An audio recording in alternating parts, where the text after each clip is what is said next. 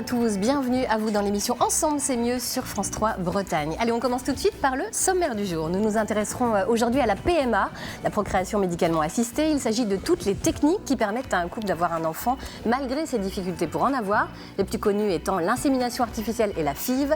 Nous ferons le point avec le docteur Solène Duros, gynécologue au CHU de Rennes. Et puis nous aurons la chance d'écouter le témoignage de Juline Guigné qui est en plein parcours de PMA. Nous parlerons aussi de solidarité. Alors que les cancers gynécologiques touchent plus de 15 000 femmes en France chaque année, l'association Patients en réseau a lancé au début du mois Mon réseau cancer gynéco, un réseau social ciblé qui permet aux patientes de rompre leur isolement. Son initiatrice Laure Guéroux-Acolas sera avec nous. Nous montrons également dans la machine à remonter le temps en compagnie de Benjamin Sabatier, chercheur en histoire de l'art à l'université Rennes 2. Il a sélectionné une archive INA de 1978 sur le Rennes moderne de l'époque. Aujourd'hui, c'est la journée mondiale de la trisomie 21. Nous recevrons Carole Deschamps, dont le fils Marcel est atteint de ce syndrome. Il a participé à un grand concours photo national et fait partie des 21 clichés lauréats. Mais au-delà, c'est surtout l'occasion d'évoquer le quotidien d'une famille où cette maman nous le dira, il y a beaucoup de joie. Sans oublier, en fin d'émission, l'agenda culturel de Sabine Marimio qui nous a préparé une jolie sélection pour ce week-end. Voilà, vous savez tout du menu d'aujourd'hui. On va tout de suite commencer par la PMA. Qu'est-ce que c'est la PMA ? Eh bien, la réponse en images tout de suite et on se retrouve juste après. Dis papa, comment on fait les bébés ? Eh bien tu sais les bébés, c'est la cigogne qui les dépose dans le berceau. Et quand la cigogne a du mal à atterrir, il y a la PMA. En France, depuis 1994, si un couple rencontre des problèmes de fertilité ou que l'un des deux parents peut transmettre une maladie grave à l'enfant, ils peuvent demander une procréation médicalement assistée. Un coup de pouce médical, quoi. Pour postuler, les conditions sont claires. Vous devez être concubin ou marié, un homme et une femme en âge de procréer. Et vous devez être sacrément motivé, car le chemin est très long. Depuis le 19e siècle, la technique la plus simple, c'est l'insémination artificielle. En gros, on file un coup de pouce aux spermatozoïdes pas assez vaillants en les guidant tout droit à l'ovule. Et si les ovules manquent à l'appel, on peut exercer une stimulation ovarienne grâce à un traitement médicamenteux. Mais si tout ça ne marche pas, eh bien on s'assure que le rencard spermatozoïde-ovule se passe pour le mieux avec la fécondation in vitro. Ici, pas de bougies ni de lumière tamisée, on est plutôt dans une ambiance labo.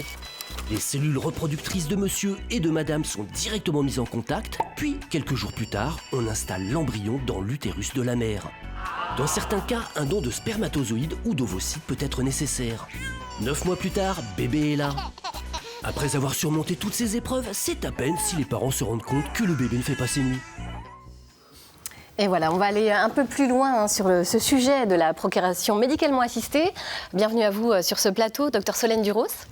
Bonjour, vous êtes gynécologue obstétricien au CHU de Rennes. Et en face de vous, nous avons une jeune femme qui s'appelle Juline Guigné et qui est en plein parcours de PMA et qui aura donc forcément beaucoup de choses à nous raconter. Bienvenue à vous également. Alors Solène Duros, vous travaillez au centre d'AMP, l'assistance médicale à la procréation au CHU de Rennes. Vous avez aussi créé une plateforme d'oncofertilité, on l'évoquera un peu plus tard.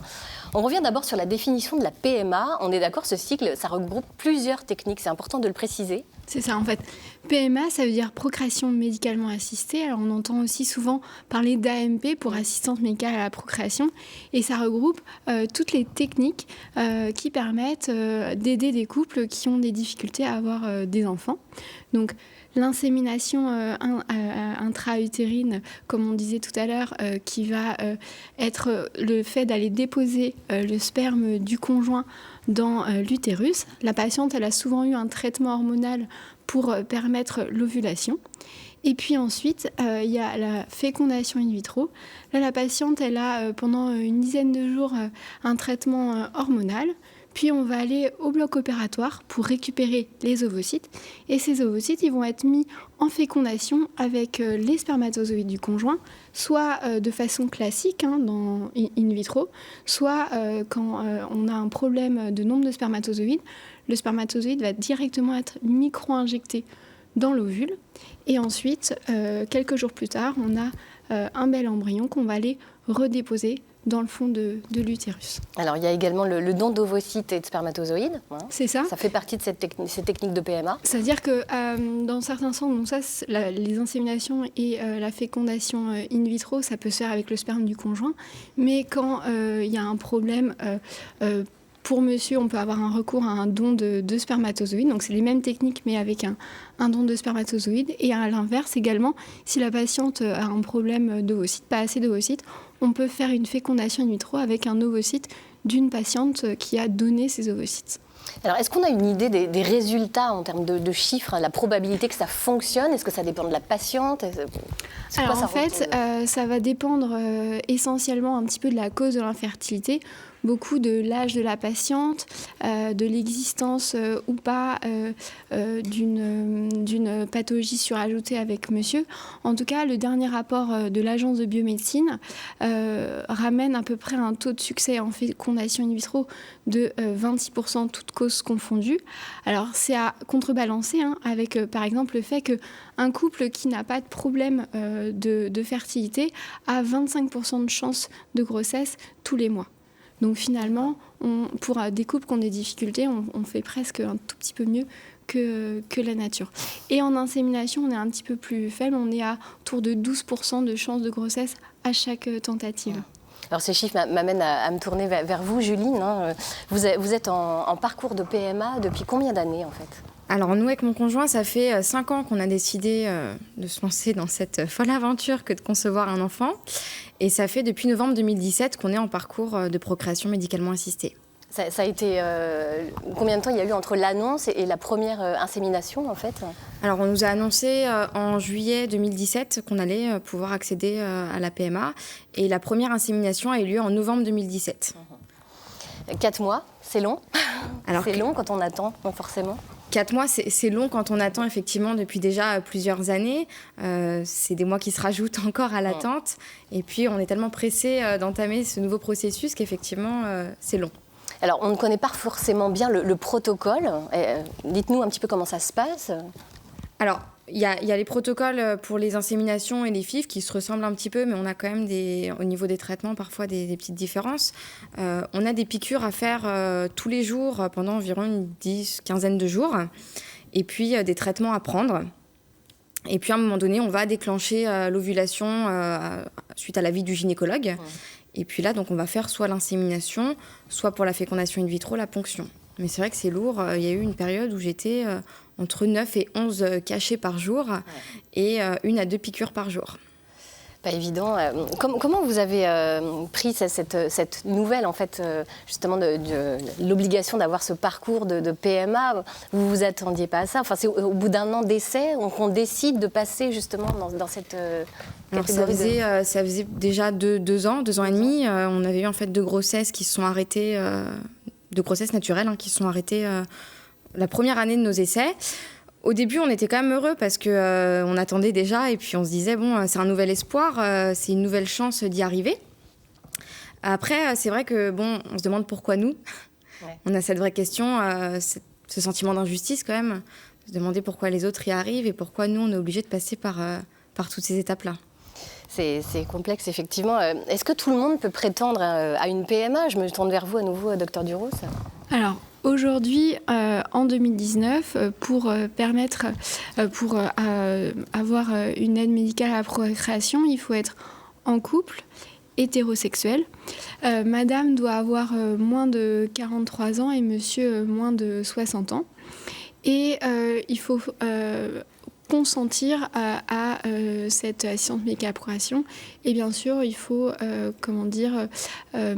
avoir une preuve de vie commune. D'accord. Est-ce qu'il y a une prise en charge financière pour ce type de parcours? Oui, il y a une prise en charge à 100% par la sécurité sociale. Ça veut dire que les traitements par cachet, par injection, c'est des traitements qui sont très onéreux, mais qui sont pris en charge, payés totalement par la sécurité sociale. Et la sécurité sociale rembourse jusqu'à 4 tentatives de fécondation in vitro. Pour que la fécondation in vitro soit comptabilisée, il faut avoir eu au moins un transfert d'embryon. Et elle rembourse 6 tentatives d'insémination intra-utérine. Dès qu'on a eu un enfant de cette technique, les compteurs reviennent à 0. Donc si vous avez eu 3 FIV, une grossesse, et que vous revenez, vous retombez vous pouvez rebénéficier de 4 tentatives. D'accord. Alors, on va aller un petit peu plus loin sur le sujet. Je vous parlais des différentes techniques de PMA et parmi elles, il y a le don d'ovocytes. Eh bien, nous sommes allés à la rencontre d'une donneuse d'ovocytes. C'est Karl Brozek qui est allé la rencontrer. Je vous propose d'écouter son témoignage. Bonjour Marianne. Bonjour. En octobre 2018, vous avez fait un don d'ovocytes. Oui, Pourquoi? tout à fait. Alors, ça fait déjà un certain temps que j'avais envie de faire ce don. Et puis, je suis tombée un jour dans la rue sur une affiche qui faisait appel aux donneuses. Donc, du coup, je me suis dit, c'est le moment, vas-y. Qu'est-ce qui vous a influencé? Pourquoi ça faisait un moment que vous y pensiez? De par ma profession, en fait, moi je suis sage-femme à la base, donc j'ai été un petit peu plus, on va dire, sensibilisée à la question. Donc voilà, je m'étais dit un jour il faut que tu le fasses, et voilà, là, je l'ai fait. Concrètement, ça se passe comment? C'est quoi les démarches? Alors, en fait, moi, je me suis adressée au Sécos de Rennes, c'est-à-dire le centre d'études et de conservation des œufs et du sperme. Oui. Qui, en fait, vous appelez, il vous donne un premier rendez-vous pour vous informer. Vous avez rendez-vous avec un médecin? Avec un biologiste, en fait. Biologiste, Voilà, et ce biologiste vous explique un petit peu les tenants et les aboutissants. Et ensuite, vous avez plusieurs rendez-vous avec d'autres professionnels, gynéco, anesthésistes.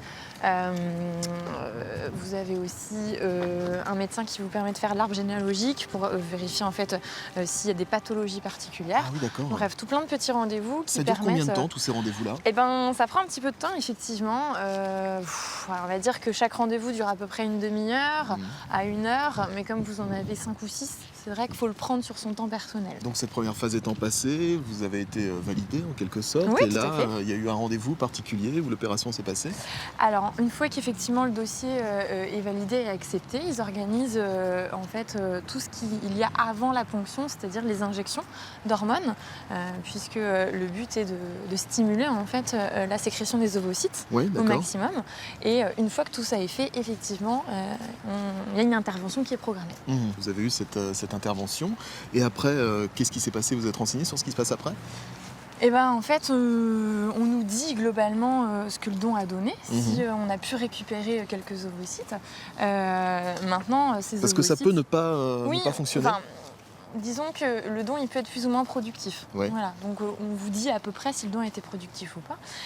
Et puis, on vous dit si vous avez pu en garder pour vous. Moi, j'ai jamais eu d'enfant, donc on propose en fait aux personnes qui n'ont jamais eu d'enfant d'en garder pour elles, si jamais il y en avait suffisamment. Là, vous avez des nouvelles depuis? Vous savez s'ils ont été utilisés pour des couples? Vous savez ces choses-là? Ça, on ne le saura pas. En fait, on sait que notre don peut donner entre 0 et 2 enfants. Mais on ne nous donnera pas de nouvelles. Bien et sûr. C'est un peu le principe du don, c'est-à-dire qu'il doit être actuellement en tout cas anonyme. Gratuit, et désintéressé.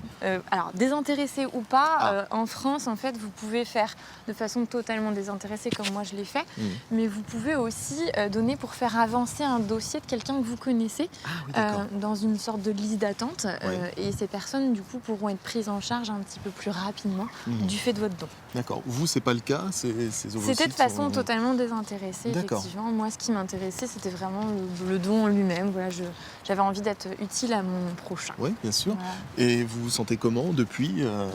Eh ben, Vous y super pensez bien. parfois? Non, pas du tout. On pose souvent la question. Bah oui. Voilà, on se dit, est-ce que c'est pas des enfants dans la nature qui sont les vôtres? Mais non, ce sont pas des enfants, ce sont des cellules. Comme quand vous donnez votre sang, en fait, vous vous posez pas la question de si la personne que vous avez peut-être aidé à survivre survit encore grâce à votre sang.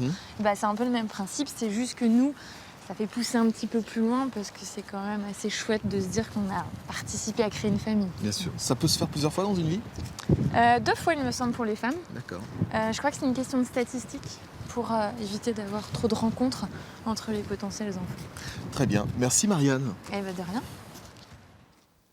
Un très beau témoignage que celui de Marianne. Docteur Duros, on va se retourner à nouveau vers vous. Vous êtes toujours à la recherche de volontaires pour le don d'ovocytes et de spermatozoïdes, on imagine? Oui, plus que jamais. Grâce à la campagne d'information et de sensibilisation de la population, nous avons pu, l'année dernière, dans le centre du SECO du CHU de Rennes, avoir 68 patients qui donnent leurs ovocytes. Donc c'est super, ça a permis de réduire nettement la liste d'attente qui est passée de presque 4 ans à 2 ans d'attente pour les couples qui souhaitent un don d'ovocytes. En France, il y a plus de 2000 couples qui sont en attente d'un don d'ovocytes. Donc c'est grâce à des émissions comme la vôtre où on sensibilise les téléspectateurs qu'on peut avoir la chance de réduire ce délai d'attente. Et puis il ne faut pas aussi oublier le don de spermatozoïdes, dont le délai d'attente aujourd'hui en France est entre 9 mois et 1 an. Sachant que le délai d'attente dépend bien de chaque centre de don. Quoi. Alors on trouve toutes les informations sur les sites dondeovocytes.fr et dondespermatozoïdes.fr. Aux alentours de Rennes, vers qui on se tourne ? Le CHU, on imagine évidemment. À Rennes, il y a le CHU, mais il y a également la clinique de la sagesse. Rennes et la ville de Rennes, grâce à ces 2 centres, est très actif en France sur le don d'ovocytes. Et plus largement... Ailleurs en Bretagne à Brest, le CHU de Brest. Et puis, si on considère un petit peu pas très loin, le CHU de Nantes. De Nantes également, d'accord. Alors, pour éviter à terme le don d'ovocytes, vous invitez les femmes qui ont un antécédent de chimio, qui ont eu un cancer, à faire un bilan de fertilité. Pour quelles raisons précisément ? Alors en fait, il faut savoir que les femmes, nous naissons avec un stock d'ovules prédéfini. Et puis il y a des événements de vie qui vont faire que malheureusement, dans les cas par exemple de cancer ou de chirurgie, ce stock va être altéré. Et on sait que malheureusement, à cause de ces traitements, les femmes peuvent avoir beaucoup plus de difficultés à tomber enceinte au moment où elles veulent un bébé par manque d'ovocytes. Donc c'est vrai que on a créé la plateforme d'oncofertilité depuis début 2018 qui nous permet d'adresser en urgence des patientes qui vont avoir un traitement qui peut altérer leur fertilité, que ce soit les hommes ou les femmes. Mais il y a toutes ces femmes qui ont eu, je ne sais pas, il y a 5-10 ans un traitement, et je pense que c'est intéressant de pouvoir les voir, leur faire un bilan et éventuellement leur proposer une préservation de leurs gamètes si elles n'ont pas encore un projet de grossesse pour finalement à terme ne pas avoir besoin de recourir au don d'ovocytes. Ouais. Alors on l'a vu, l'accompagnement il est médical, mais il est aussi psychologique, c'est même essentiel, tant le parcours est quand même difficile et compliqué, on va le revoir avec Juline tout à l'heure. Mais c'est des parcours qui sont vraiment assez longs, assez fastidieux, avec un petit peu un ascenseur émotionnel. On est un petit peu euphorique quand on commence un traitement, et puis quand des fois le traitement ne marche pas ou que les résultats ne sont pas là, c'est assez désespérant. Donc nous on essaye d'accompagner au mieux les couples, mais il y a la part de psychologie qui est importante, et nous on a dans notre service une psychologue qui peut rencontrer les couples à n'importe quel moment de leur parcours, parce que je pense que on demande beaucoup de rendez-vous, beaucoup de traitements, et c'est important de pouvoir aussi écouter la parole des gens pour qu'ils vivent au mieux ce parcours. Alors justement, vous Juline, vous avez dû aménager votre temps de travail avec votre employeur. Il a été compréhensif ou pas ?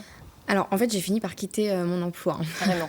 C'est vrai qu'on a des rendez-vous médicaux quand on est en plein protocole, quasiment tous les 2 jours. Donc on arrive en retard au travail, on peut avoir des jours d'absence. C'est compliqué pour un employeur de comprendre. Et donc, mon employeur était relativement tolérant. C'était plus avec certains collègues de travail où ça devenait compliqué. Donc, j'ai préféré arrêter pendant 1 an pour me consacrer vraiment à ce parcours-là. Aujourd'hui, vous en êtes où alors ? Dites-nous. Alors, on doit commencer une fécondation in vitro en fin de semaine, là, peut-être demain ou après-demain. Donc, c'est un moment d'espoir, forcément. Là, c'est de nouveau un moment d'espoir. C'est vrai qu'après 4 échecs d'insémination, on est vraiment heureux de pouvoir commencer la fécondation in vitro en espérant que celle-ci nous apporte un nouvel espoir et une réussite, quoi. On le souhaite, évidemment, forcément. Il y a de plus en plus de couples qui ont recours à la PMA. Comment vous l'expliquez, Dr Duros ? Alors, je pense qu'on ose beaucoup plus consulter. Je pense que peut-être qu'avant, on ne savait pas trop où se tourner, etc. Là, on voit bien que les patients nous sont adressés un petit peu plus rapidement. Et surtout, comme je disais tout à l'heure, l'âge de la patiente compte beaucoup. Et en fait, plus ça va et plus on a des enfants tard, parce que la vie fait que le développement personnel, professionnel, fait qu'on reporte un peu plus un projet de grossesse. Malheureusement, on sait que la fertilité baisse avec l'âge et avec une nette baisse après 35 ans et que c'est plus facile de faire ses enfants à 25 ans qu'à 38 ans. Mais voilà, il y a aussi notre épanouissement personnel qui est important et donc on rencontre de plus en plus de femmes de plus de 35 ans qui ont plus de difficultés. Il y a une baisse de la fertilité chez les hommes également ? Alors, qui est vrai, mais un petit peu plus tard. On estime plutôt après 50, 60 ans. D'ailleurs, c'est pour ça qu'on arrête la prise en charge à partir au-delà on ne prend plus les hommes à partir de 60 ans, parce qu'on observe également une baisse de la fertilité. En conclusion, on se tourne vers qui si l'on souhaite se faire aider ? Dites-nous. Alors, je pense qu'il ne faut pas hésiter à en parler à son médecin généraliste ou sa sage-femme ou son gynécologue. Les recommandations aujourd'hui, c'est de consulter au bout d'1 an d'essai quand on a moins de 35 ans et au bout de 6 mois au-delà de 35 ans, ou bien quand on a eu un traitement qui a pu potentiellement altérer sa fertilité. Et puis pour les centres, pour savoir quel centre est le plus près de chez soi, il suffit d'aller sur le site de l'agence de biomédecine. Très bien. Qu'est-ce que vous diriez, Juline, aux parents qui sont en train d'entamer un parcours de PMA ? Qu'est-ce que vous auriez envie de leur délivrer comme message aujourd'hui ? Alors, c'est un parcours, c'est vrai, du combattant, mais c'est plus, je pense, peut-être à l'entourage aussi de ces parents qui vont démarrer un parcours de PMA. L'entourage est parfois maladroit. Il ne comprend pas toujours pourquoi. Ils ont parfois des réflexions qui mettent mal à l'aise, sans le vouloir, bien sûr. On a une phrase qui revient énormément, c'est la phrase « arrête d'y penser ». Je pense que toute femme en parcours de PMA a déjà entendu cette phrase. Déjà, ça renvoie à un sentiment de culpabilité, puisque arrête d'y penser, ça veut dire que c'est de ma faute si j'y arrive pas, parce que j'y pense trop. Et puis, comment ne pas y penser quand on a des traitements tous les jours, des rendez-vous médicaux, et puis qu'on a des rapports calculés. C'est vrai que la procréation médicalement assistée s'attaque, entre guillemets, à plein de choses de notre vie quotidienne, à l'intimité, à la sexualité, vraiment à tout un tas de choses. Donc je leur dirais en même temps aux proches de faire attention parfois à leur indélicatesse et puis aux parents de s'accrocher, parce que de toute façon c'est pour la bonne cause. Et puis c'est le prix à payer malheureusement quand on a des difficultés pour y arriver. On trouve du réconfort sur les réseaux sociaux ? Est-ce qu'on s'épaule ? Oui, ça c'est important. Il y a énormément de réconfort sur les réseaux sociaux. Il y a beaucoup de groupes, que ce soit sur les différents réseaux sociaux, où on peut échanger avec des femmes, avec des couples qui vivent la même chose que nous. Et c'est vrai que c'est important parce que ça nous permet de trouver des personnes qui nous comprennent, qui peuvent nous aider dans ce parcours, on se sent un peu moins seul. C'est pas Laure Guéroux-Acolas qui dira le contraire, puisque vous avez créé un réseau social dédié aux patientes atteintes de cancer gynécologique, n'est-ce pas ? C'est ça. Bon, on en parlera un petit peu plus tard dans cette émission. Pour l'instant, on va prendre la machine à remonter le temps. On va monter dedans avec Benjamin Sabatier. Bonjour Benjamin. Bonjour Laurence. Vous êtes chercheur en histoire de l'art à l'université Rennes 2 et ce matin, vous nous avez choisi une archive de 1978. Oui, c'est une archive qui montre Rennes moderne, mais c'est une visite touristique de ce Rennes moderne en 1978, bien sûr. Rennes moderne en 1978. Et c'est assez original en fait de voir en fait le tour qui va être fait par les personnes, d'observer la modernisation de la ville à cette époque-là, et essayer de prêter une attention à la 15e seconde à peu près, où c'est écrit les horizons. Il y a quelque chose qui est écrit dessus. On regarde tout de suite.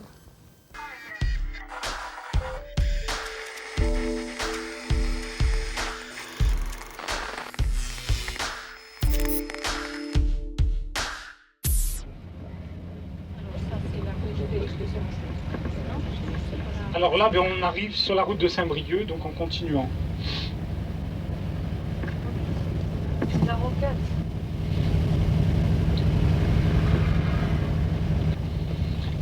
Ici. Bon.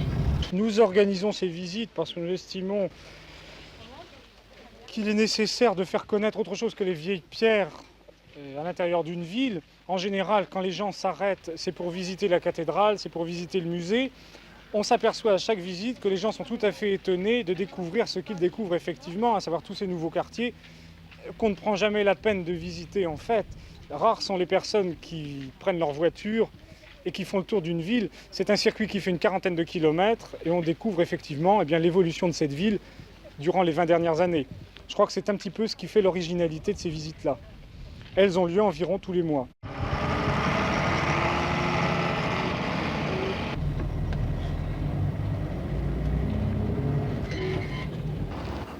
Étonnante vidéo, Rennes moderne en 1978, une ville qui s'est profondément transformée. Oui, vraiment, c'est à partir de ce qu'on appelle l'ère Fréville, c'est-à-dire Henri Fréville était maire de 1953 à 1977. Il a contribué à profondément transformer la ville et à l'étendre aussi. Elle va connaître son plus grande extension à cette époque-là, avec la construction des grands ensembles, du secteur industrialisé de Maurepas, des UP de Villejean et du Blône. Donc on a vraiment une manière particulière de faire de l'urbanisme à cette époque-là, qui est de faire finalement une table rase de l'existant et de construire quelque chose de nouveau donc dessus. C'est aussi une période où la population a augmenté de manière très importante. On est à peu près à 125 000 habitants en 1954, on arrive à près de 200 000 en 1975, donc c'est une augmentation très forte. Donc il faut pouvoir accueillir en fait ces nouvelles personnes dans de bonnes conditions, avec de l'espace, de l'hygiène et du soleil. C'est ça qui va être important, de la lumière. De la lumière, voilà. Alors l'ouverture se fait sur le quartier de Bourg-l'Évêque. Pour quelle raison en fait ? Eh bien, Bourg-l'Évêque, parce que c'est un quartier qui est assez emblématique de cette rénovation urbaine qui va être entamée dans les années 70. Il y a des quartiers qui sont véritablement insalubres, comme celui du faubourg de la rue de Brest, et qui va être pris en charge par un architecte très connu à Rennes, qui s'appelle Georges Mayol, et qui va contribuer donc à transformer donc cette partie donc de la ville, ce Bourg-l'Évêque, par la construction donc en faisant une table rase bien sûr, et par la construction donc d'immeubles, de tours, dont les tours des Horizons, donc qui sont les deux tours, donc qui sont les premiers IGH, qu'on dit immeubles à grande hauteur, à usage d'habitation construits en France, et donc qui ont été inaugurés en 1970. Alors, c'est assez original quand même de faire visiter ce quartier en 1978, c'est étonnant. Oui, effectivement, et on voit l'opposition qu'il y a, le discours de la personne du syndicat Initiative, l'ancêtre de l'office de tourisme, qui dit bien ça change des vieilles pierres en fait. Donc il cite le musée et il cite il oublie de citer le Parlement. D'ailleurs il cite pas le Parlement. Aujourd'hui le Parlement est emblématique, mais il n'était moins à l'époque sans doute. Et il cite musée et cathédrale seulement. Et donc ici, effectivement, on a des personnes plutôt âgées d'ailleurs, si on regarde qui sont là, qui font un tour en car, un circuit de 40 km quand même qui est mentionné. Donc on imagine que c'est important, passer sans doute par Beaulieu, par Villejean, par le sud de Rennes. Et on voit que les personnes sont très attentives parce qu'elles prennent des notes, donc très intéressées par ce Rennes moderne. Ouais, c'est rigolo. Et alors, on a bien fait attention à la 15e seconde, on voit cette inscription étonnante au début du reportage. Oui, voilà. Donc c'est au-dessus des horizons, c'est écrit « l'atome tue ». L'atome tue. Et en fait, on est à cette époque en pleine ère finalement du nucléaire, et le Conseil économique et social et le Conseil régional ont décidé l'implantation d'une nouvelle centrale nucléaire en Bretagne, donc dans le Finistère, à Plogoff, donc près du beau site de la Pointe du Raz. Et il y a une opposition très forte dans les années 70 qui se manifeste sur le nucléaire. Et donc là, c'est une manifestation au-dessus des horizons donc de cette grande opposition. Merci Benjamin de nous avoir raconté cette histoire de Rennes moderne. Alors vous avez un événement à annoncer également, une conférence projection. Oui, tout à fait. C'est donc la semaine prochaine, le 28 mars, à la Maison des Sciences de l'Homme de Bretagne. C'est une conférence projection donc à 18h, qui aura 18h, en partenariat avec l'INA, la Cinémathèque et les archives de Rennes, la Cinémathèque de Bretagne, et qui va être fait donc avec moi et Candice Azouar, qui est une photographe qui a beaucoup travaillé sur Bourg-l'Évêque, justement, et un travail avec les habitants du quartier. Et ben voilà, donc c'est noté le 28 mars à 18h. Merci à vous. On va continuer à parler en fait de réseau social, mais alors d'un genre un peu différent. Bonjour Laure Guéroux-Acolas. Bonjour. Bienvenue à vous. Vous êtes l'initiatrice de Mon Réseau Cancer Gynéco. Quel a été le déclic qui a amené à la création de ce réseau ? Alors en fait, moi j'ai eu un cancer du sein à 39 ans et à l'époque, je me suis sentie assez seule et je suis passée à côté de plein d'informations utiles. Et du coup, ça m'a donné l'envie donc, de créer l'association Patients en Réseau qui a lancé il y a 5 ans Mon Réseau Cancer du sein, il y a un peu plus d'1 an Mon Réseau Cancer du poumon et il y a donc quelques jours maintenant Mon Réseau Cancer Gynéco. Oui, alors C'est comme dans le parcours PMA, on a besoin d'échanger des informations et puis des expériences, des témoignages. Exactement, c'est ce que disait tout à l'heure Juline. Je crois que de pouvoir échanger avec des personnes qui vivent ou sont passées par les mêmes types d'épreuves est extrêmement utile. L'idée de ces réseaux sociaux, c'est aussi, au-delà de l'échange entre pairs, de pouvoir retrouver des informations sur la maladie, les traitements, comment vivre avec, comment faire face aux effets secondaires, comment reprendre son travail, parler aussi intimité, sexualité, enfin gérer ce cancer dans la vie des personnes. Alors qu'on parle beaucoup de cancer du sein, c'est vrai qu'il y a des cancers qu'on a le sentiment qu'ils sont un peu plus tabous. Les cancers gynécologiques, c'est le cas. D'où cette nécessité de communiquer. Alors, sincèrement, depuis le début, on s'est dit qu'il faudra faire quelque chose pour les cancers gynéco. Effectivement, toute la gynécologie est un peu laissée de côté. Je pense qu'il y a beaucoup plus de gêne à parler de l'intimité, de la sexualité. Et quand la maladie s'invite dans ces coins-là, c'est très difficile. Et finalement, on se rend compte que beaucoup de femmes ne connaissent pas forcément très bien leur corps. Et après ça, les symptômes de ces maladies sont assez méconnus. Et finalement, c'est des maladies moins nombreuses, mais souvent graves. Et c'est très important que les unes et les autres soient plus au courant pour finalement accéder plus vite à un diagnostic et avoir des traitements, je dirais, moins importants et guérir de ces maladies. Alors justement, vous parliez des symptômes de ces cancers gynécologiques. Quels sont-ils? Comment peut-on les reconnaître, les identifier? Est-ce qu'il y a des signes qui doivent nous alerter? Alors, je pense qu'il faut quand même réaliser que quand on parle gynéco, on parle de différents organes et que finalement, ça va être souvent des signes qui ne sont pas particulièrement spécifiques. Et donc, il va falloir globalement s'alerter pour tout saignement anormal, un saignement donc anormal pour une jeune femme ou tout saignement pour une femme ménopausée. Et puis, c'est la nouveauté et la persistance de symptômes du type douleur, constipation, ballonnement, ventre qui gonfle ou un état général qui se dégrade avec beaucoup de fatigue, de la perte de poids ou des pertes d'appétit. Donc, c'est finalement la nouveauté, la persistance de ce type de signes qui doit inciter à donc consulter un médecin. Alors le tabou, on en parlait, il est incroyable parce que 40% des Françaises n'effectuent pas de frottis par peur de cet examen. C'est quand même fou. Alors c'est vrai que pour ce qui concerne le cancer du col de l'utérus, en termes de nombre, c'est pas le plus fréquent, mais par contre on en parle beaucoup pour deux raisons importantes. C'est que il y a un vaccin qui existe, qui peut permettre donc d'augmenter les chances de pas tomber malade. Donc ça, en fait, on est déjà très en retard en France, parce qu'on a à peu près à peine plus de 20% des jeunes filles de 16 ans en 2017 qui étaient vaccinées. On est très très loin par rapport à d'autres pays qui ont atteint une couverture vaccinale de bien meilleure qualité. Et puis, donc, par ailleurs, pour le cancer du col de l'utérus, il y a le frottis qui est proposé maintenant avec un dépistage systématique de 25 à 65 ans, tous les 3 ans. Et donc, là aussi, il faut inciter les femmes, alors idéalement avoir une visite gynécologique tous les ans pour voir comment ça va, mais au moins tous les 3 ans, faire ce frottis. Qu'est-ce que ça va changer? Ça va permettre de détecter la maladie à un stade beaucoup plus précoce et donc d'avoir un traitement beaucoup plus, on va dire, localisé et, par exemple, pouvoir préserver la fertilité des femmes pour les plus jeunes. C'est essentiel. Alors, comment fonctionne concrètement mon réseau cancer gynéco? Dites-nous tout. Il faut s'inscrire? Comment ça se passe? L'idée, c'est que je vais pouvoir mettre ma maladie quelque part sans interférer avec les autres réseaux sociaux. C'est pas toujours facile de tout mélanger quand on parle de maladie ou de PMA, etc. Et donc, je vais effectivement m'inscrire. C'est gratuit, c'est sécurisé. Et ça va me permettre donc de pouvoir échanger avec d'autres personnes concernées par ces maladies et retrouver aussi de l'information utile et des adresses utiles. Vous aimeriez, Juline, avoir un réseau social dédié aux personnes, par exemple, qui sont en parcours de PMA? Oui. Ce serait vraiment pas mal, effectivement. On se faisait la réflexion, en plus, hier, avec une personne qui est dans le même parcours, qu'il n'existait pas d'application ou de site internet dédié. Alors, site internet, il y en a, mais d'applications vraiment dédiées où on peut échanger vraiment entre femmes qui subissent, entre couples même, je dirais, qui traversent le même parcours. Ouais. En tant que médecin, docteur Duros, vous avez le temps d'expliquer, les conséquences, par exemple, des parcours. Vous prenez le temps de le faire. C'est pas évident. Dans le cancer ou dans la procréation médicalement assistée on a quand même des rendez-vous qui sont assez longs quand même. On a au moins une demi-heure, 3/4 d'heure à chaque rendez-vous. Je sais pas comment c'est dans le centre.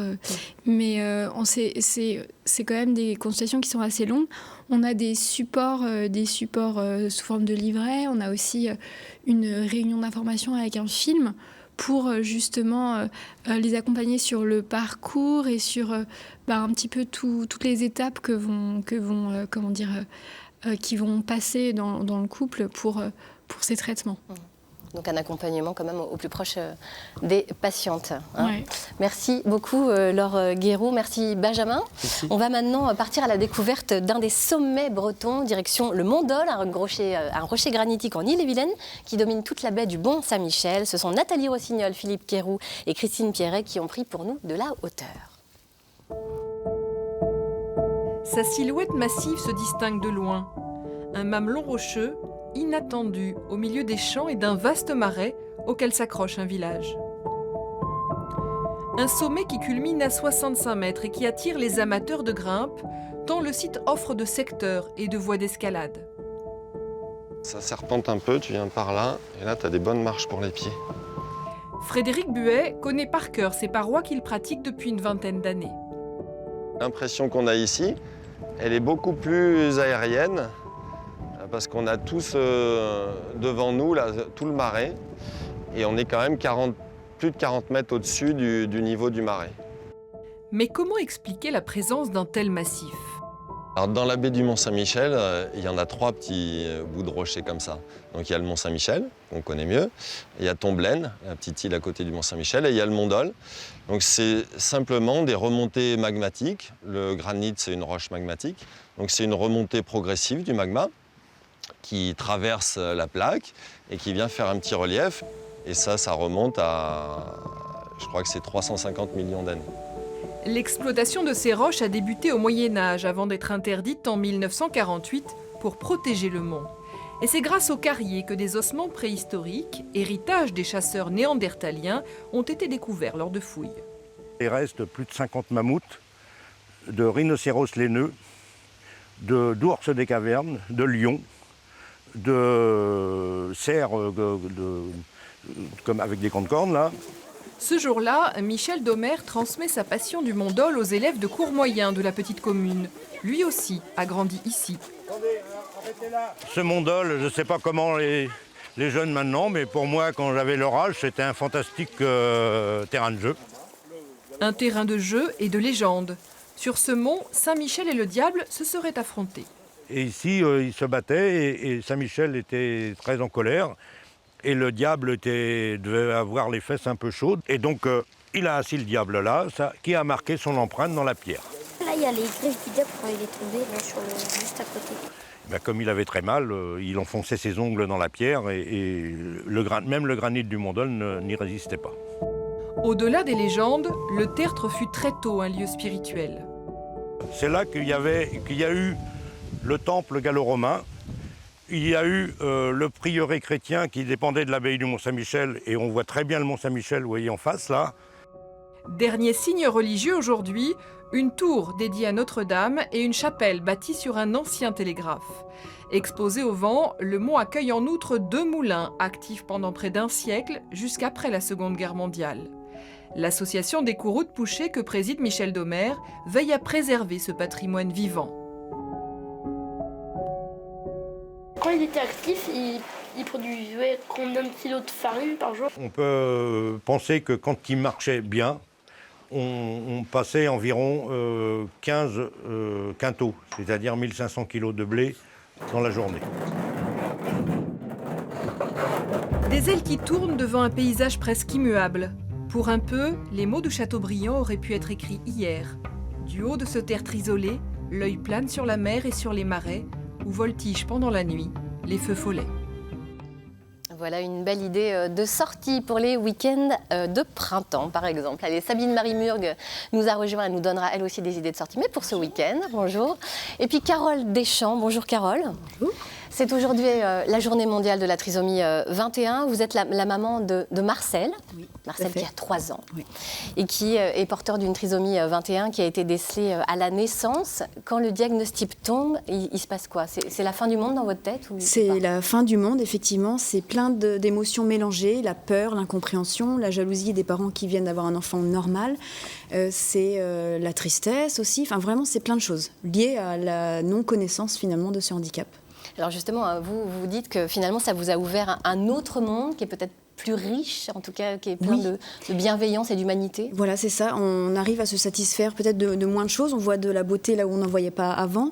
On relativise énormément sur plein de sujets de la vie quotidienne.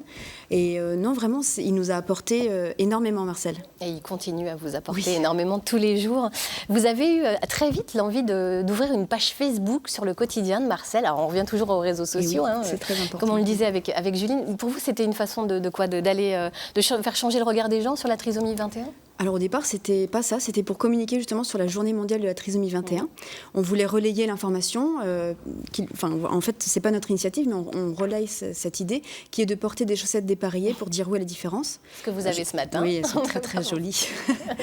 et en fait, l'engouement a été très important de suite, et on s'est dit que c'était peut-être un moyen aussi, de communiquer sur le quotidien d'un enfant porteur de trisomie 21, parce que Marcel n'est pas seul, il est loin de l'être, et donc on expliquait au départ un peu les rendez-vous, un peu tout ça, notre quotidien. Alors vous expliquiez effectivement le parcours médical, mais aussi les joies, parce qu'il y en a énormément. C'est ce que vous dites au quotidien, c'est un enfant qui fait tomber les masques, en fait. Oui, c'est ça. Chaque progrès est pour nous... on est très très fiers de chaque progrès effectué, plus peut-être qu'un enfant ordinaire. Marcel est souriant, il est coquin, il est taquin, vraiment il nous apporte énormément. Ça vous a changé vous-même ? Oui. Je pense que j'ai toujours été tolérante, mais là je le suis encore plus, je suis sensible à plein de causes, donc forcément l'émission par exemple, là j'ai trouvé super intéressante, peut-être que ça m'aurait moins touchée auparavant. Non vraiment c'est bénéfique. Si c'était à refaire, vous le referiez, c'est ce que vous m'avez dit? Oui, non mais vraiment, je signe de suite. Il y en a qui ne vont pas me croire, mais c'est vrai. Ouais. Qu'est-ce que vous avez envie de dire aux parents qui découvrent aujourd'hui qu'ils ont un enfant trisomique, qui vont avoir un enfant trisomique, par exemple? Alors, que oui, il y aura un deuil à faire, le deuil de l'enfant idéalisé, rêvé, mais qu'une fois qu'on a accepté le handicap, il faut avoir confiance en l'amour qu'on se donne respectivement. Nos enfants ont des capacités et la société change. Il y a beaucoup de choses qui sont faites pour les inclure. Il ne faut pas avoir peur. Alors vous, par exemple, justement, Marcel va dans une crèche, comme vous dites, inclusive. Comment ça se passe, dites-nous tout? Est-ce qu'il y a un accompagnement aménagé, quelque chose de spécifique? Alors, il a commencé à aller dans une crèche inclusive quand il avait 6 mois. C'est une crèche qui a des places réservées pour les enfants porteurs de handicap. Parce qu'ils ont bien compris que c'était un avantage pour tout le monde d'avoir de la différence dès le plus jeune âge. Et grâce justement à cette crèche, Marcel a pu rentrer dans une école ordinaire aussi, sans souci en fait. Il a une AVS depuis 15 jours, qui l'accompagne à peu près 1h30 par jour, pas plus, parce qu'il se débrouille très très bien. Ben voilà, comme quoi.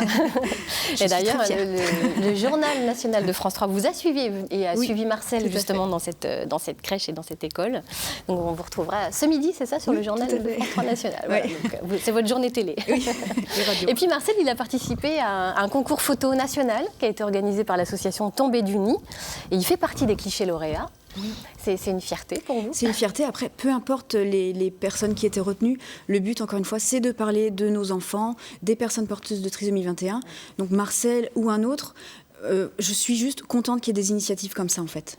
Vous trouvez que le regard change quand même depuis quelques années sur la trisomie 21? Alors, mon regard, en tout cas, a changé. Et c'est vrai que j'ai l'impression qu'il y a des choses qui changent. On est encore confronté de temps en temps à peut-être des réflexions qui nous blessent. Mais c'est tellement une minorité que c'est rassurant pour l'avenir. Eh bien, écoutez, on peut en tout cas retrouver le quotidien de Marcel sur le site internet l'extraordinairemarcel.com. Et puis, vous avez également une page Facebook, un compte Instagram. Un compte Twitter. Oui. J'ai envie de me tourner vers Juline. Qu'est-ce que ça vous inspire, l'expérience de la maman de Marcel et cette envie de partager comme ça sur les réseaux sociaux? Alors, je la comprends. Enfin, j'ai aussi un compte Instagram sur lequel je partage effectivement un peu le quotidien de la PMA. pour informer aussi, parce que c'est puis en faire un sujet tabou. Donc non, c'est très intéressant, c'est très bien, je trouve, effectivement, d'informer, et l'information, c'est le plus important quand même, donc non, c'est super. Le regard change, on le sait. D'ailleurs, il y a une exposition qui va être organisée suite à ce concours photo. C'était hier et aujourd'hui. Oui, c'était hier et aujourd'hui. Et elle va sans doute tourner d'ailleurs en région. Ce serait très bien. On vous en dira plus quand on aura les dates. Voilà. Sabine, une expérience comme celle de la maman de Marcel également. Mais oui, c'est vraiment très encourageant, effectivement, par rapport au regard. Et je me souviens, par rapport aux crèches, justement, la difficulté d'intégrer ces enfants-là dans les crèches parentales. Ça avait été un sujet très difficile à une époque. Oui. Donc c'est bien que ça évolue, quoi. C'est vraiment super, vraiment. Puis il y a des centres de loisirs également qui évoluent aussi en ce sens. Alors pour l'instant, on ne l'a pas mis encore en centre de loisirs, mais je sais que dans la ville où on est, à Saint-Jacques, ils seraient accueillis les bras ouverts. Tout à fait. Il y en a beaucoup. On va maintenant, merci beaucoup pour votre témoignage, Carole. On va maintenant passer à l'agenda culturel de ce week-end avec vous, Sabine. Oui. On va partir d'abord dans les Côtes d'Armor, où l'on fait un virage à 360 degrés. Oui, c'est le titre, en fait, insolite d'un festival incontournable à Saint-Brieuc. Et pour la 11e édition, la scène nationale La Passerelle vous embarque mardi prochain pour un voyage sensoriel autour de la création contemporaine. Et c'est rien que du frais. Seconde représentation pour le chorégraphe briochin Simon Tanguy et sa dernière création Fin et Suite, présentée au festival Agitato en février dernier à Rennes. Suite à leur grand succès l'année dernière, les Portugais Jonas et Lander reviennent avec un autre spectacle déjanté qui s'appelle le Lento e Larghi. C'est une sorte de battle en fait entre robots et humains. Et robots comme mécanique, c'est la question d'ailleurs centrale posée cette année de ce festival. Vous pouvez répéter, comme les gestes répétés de ce spectacle Refuge de Vincent Simon, dont je vous propose un extrait. Refuge.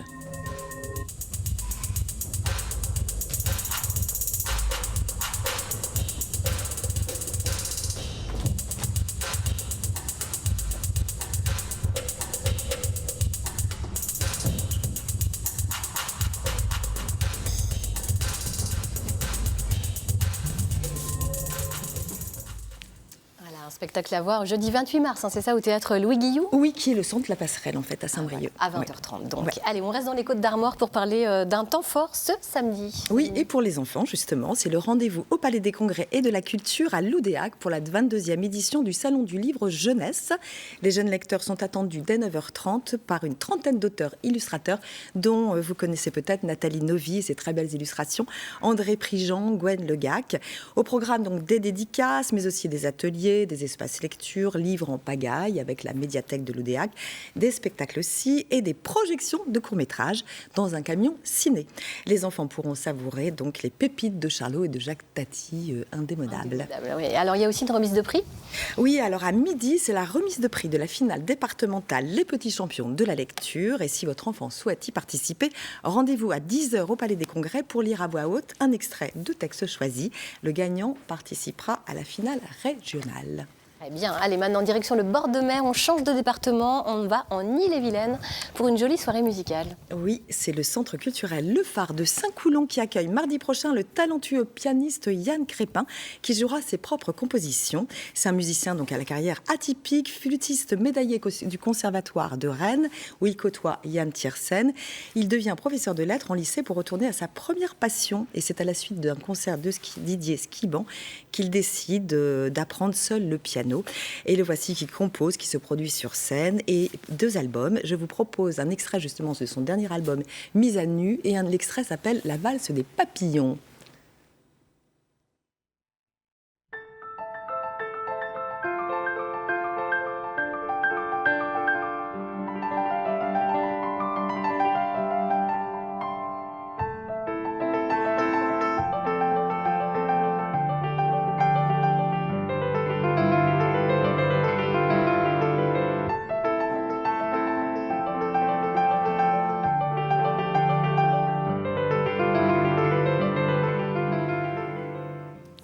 Ouais, jolie respiration. Il sera donc aussi en concert avec les chanteuses bretonnes Gwenine, Myrthe et Lisanne Trio ce mardi à 20h au Phare, à Saint-Coulon. Bien accompagné, quoi. Voilà. Allez, enfin, dans le Finistère, on lève le rideau ce soir sur une pièce un peu déjantée, il faut bien le dire. Alors c'est le Yar qui débarque à l'archipel de Fouesnant. Ce spectacle est adapté d'un album jeunesse de Bertrand Santini. C'est l'histoire d'un monstre donc, qui se meurt de ne plus trouver d'enfants sages à manger. Et oui, tout se perd. Et en plus, il a l'estomac fragile, surtout quand il mange des enfants chahuteurs. Alors cette création d'Émilie Lafargé du collectif artistique du Théâtre de Lorient s'adresse aux plus jeunes, mais pas que. Voici un extrait. Parmi tous les types de monstres qui grouillent sur la Terre, l'homme est l'espèce la plus répandue. Il en est une autre cependant, plus rare et moins connue. C'est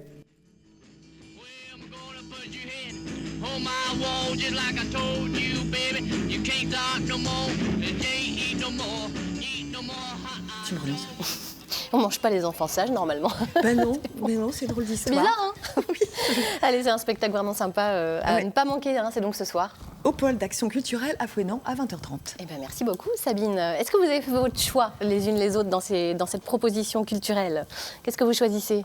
Les enfants sages ou les enfants pas sages? Je sais pas, je réfléchis encore. Vous réfléchissez. Vous, Carole, vous choisissez quoi dans la... Malheureusement, je suis absente ce week-end, sinon je serais allée voir les livres. Les livres, ouais. Ah ouais. Et vous, Juline? Ouais, les enfants sages, ça a l'air effectivement bien déjanté. Merci beaucoup d'avoir été avec nous sur ce plateau. En vue d'une prochaine émission, nous lançons un appel à témoins. Si vous avez une astuce infaillible pour lutter contre la cellulite, eh bien, contactez-nous, venez nous en parler. Ah, ça vous fait tout rigoler. Eh bien, c'est simple, là, vous allez sur la page Facebook de France 3 Bretagne ou bien vous nous envoyez un petit mail à cette adresse ecm.bretagne@francetv.fr. Sinon, vous nous appelez 02 99 01 74 13. Bien écoutez, je vous souhaite à tous et toutes une très belle journée. On n'oublie pas, c'est aujourd'hui la journée mondiale de la trisomie 21. Et vous avez un dernier petit mot à nous dire, Carole? Aimez-vous les uns les autres. Et portez des chaussettes dépareillées aujourd'hui. Merci beaucoup d'avoir été à nos côtés. On se retrouve demain, vendredi. Nous nous intéresserons à la qualité de l'eau du robinet. Il y a pas mal de choses à dire. Allez, on retrouve tout de suite le journal régional. Kenavo, belle journée.